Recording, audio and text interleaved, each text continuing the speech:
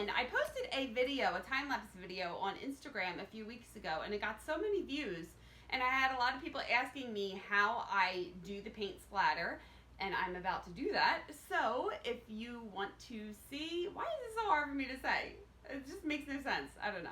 If you want to see how I do buttercream paint splatter on a cake, just keep on watching. Okay, to start, here I have my setup.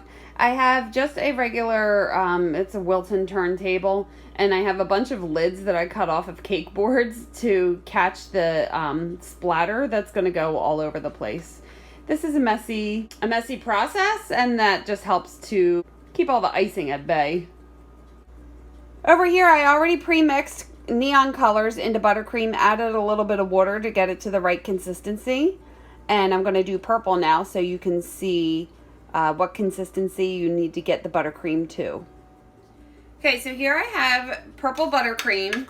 I just added the coloring to the buttercream, and the buttercream is way too stiff for you to be able to splatter it onto the cake. So I need to add a little bit of water. And just do a little bit at a time. I did, maybe that was a teaspoon. So I added that, and I'm mixing it until all the water gets incorporated.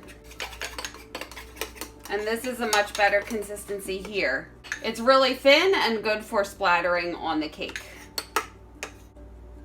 Now I'm just going to take a paintbrush. This is just a brush I got at a craft store. I can link it below, and I can link all the colors that I've used below. This is for a neon paint splatter cake. So what I'm going to do is just mix this together, get a lot of the buttercream on the brush, and just start having some fun. Keep turning the turntable. I do different angles, so sometimes I come in at it from this angle, sometimes I come straight up and down. You know, you gotta figure out, just by looking at it, how you're going to angle the paint across the cake, because you want a variation. So I'm still dipping this in here. Every time I dip, I get a bunch of the paint on here. Not too much, that would be way too much. Probably want like something like this. And just keep going around the cake. Now I have 6 colors here, so I don't want to do too much. There we go. That's good for pink. You can always go back and add more, but you can't take it off. So just start lightly. Now I'm going to do the same with the orange. Mix it together. I'm sorry if I'm out of frame here. I'm trying to stay in frame. Get some on the end of the brush.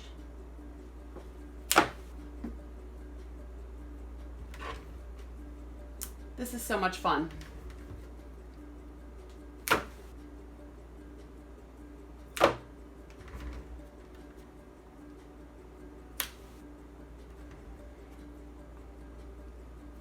And when I do it, I'm flicking my wrist. I'm going like this and just really flicking it to get it onto the cake. Dipping it in.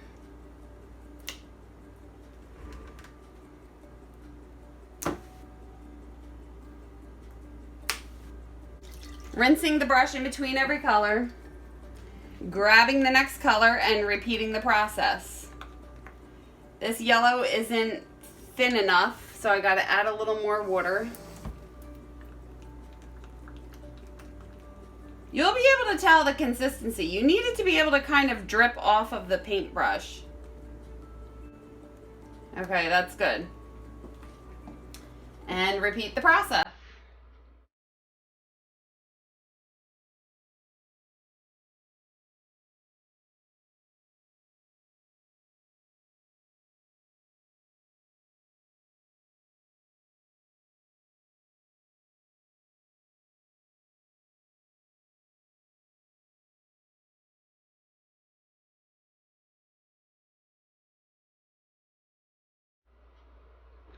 Here's the consistency of the icing. It's very runny.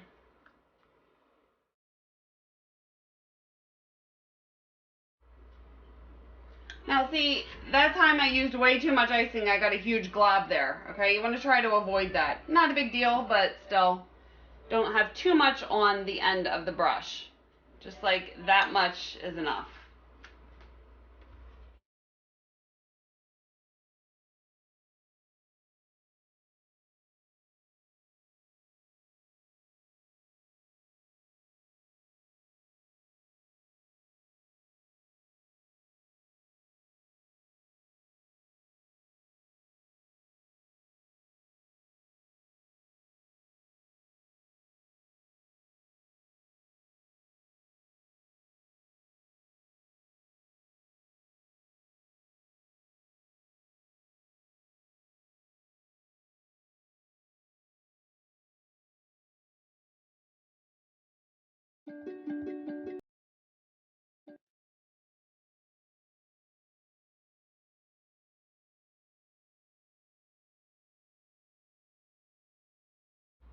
And then after I do all colors, I kind of look around the cake and see what spaces, like this side is good, but this side is kind of empty, so I'm going to just go ahead and add some more color.